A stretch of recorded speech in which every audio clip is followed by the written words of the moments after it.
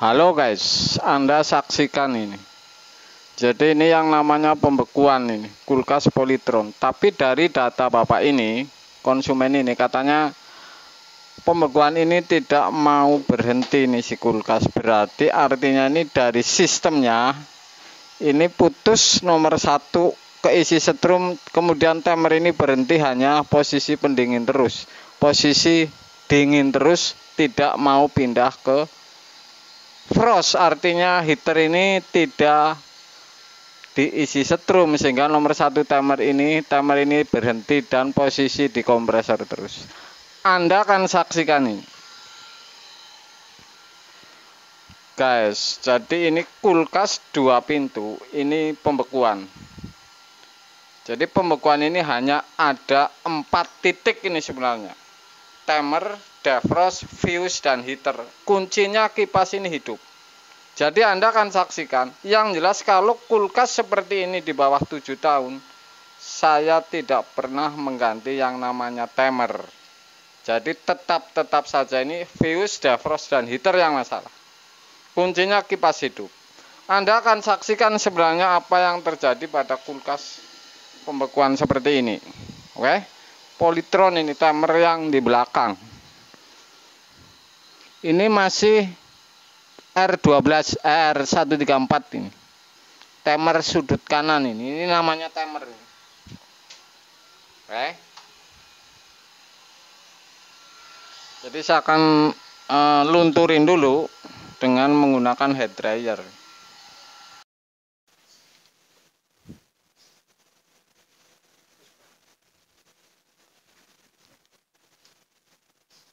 Oke, kurang perak, perak.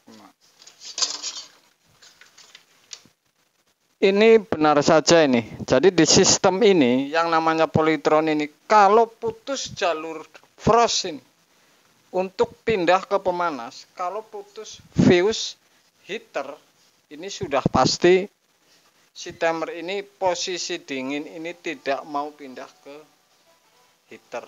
Jadi setrum yang masuk nomor 1 ini tidak ada ini. Heater ini bisa dites menggunakan tester bahwa ini putus atau tidak. Jadi seperti itu. Ini yang 3 kabel ini, tebar kenang kira-kira. Ini yang 3 kabel. Jadi jalurnya merah ini murni ke defrost. Oke.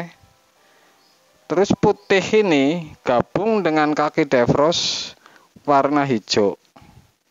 Jadi ini gabung. Ini putih ini ke heater. Kemudian yang warna biru ini ke kipas dan ke heater. Jadi seperti itu. Ini sudah pasti pembekuan. Jadi Anda bisa ukur dengan tester ini.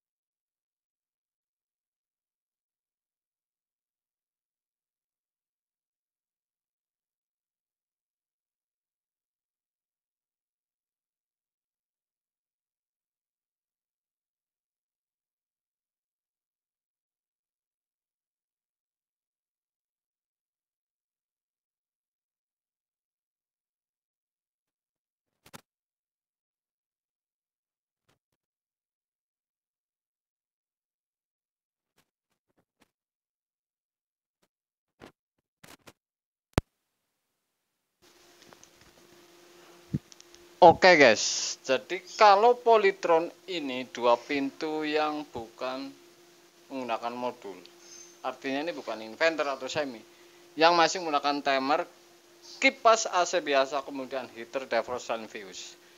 Jadi kelemahannya ini 4, timer, heater, fuse, dan defrost. Memang kelemahannya di situ. Artinya ini sering retak di wilayah sambungannya. Artinya bukan misalkan ini masih benar, tapi ini sudah lepas. Ini kan ini jadi masalah lagi. Jadi heater ini sudah, kalau tidak putus seperti ini pecah biasanya. Kuncinya tentu satu, kipas ini hidup ini. Jadi kuncinya kipas ini hidup. Jadi saya bisa baca misalkan kipas hidup, bawah nggak dingin, atasnya dingin. Ini hanya 3 komponen, heater, fuse, dan defrost.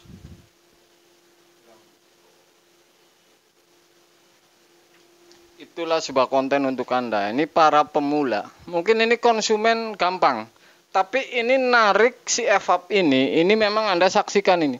Ini kalau tidak biasa ini bisa patah, repot ini urusannya.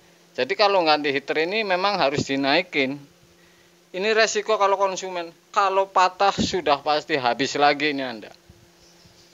Bisa repot malah urusannya, biayanya tambah besar karena ini sudah pecah di pipa misalkan. Freon habis gara-gara ketarik. Jadi kalau sudah heater, ini konsumen ini tidak bisa ini kalau walaupun melihat ini perkiraan bengkokin pipanya ini tidak bisa.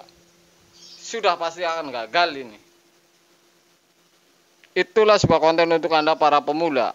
Tapi ini yang jelas tadi saya bilang, kalau urusan pipa diangkat, evap diangkat, ini konsumen ini lebih bahaya karena ini tingkat resikonya ini lebih tinggi.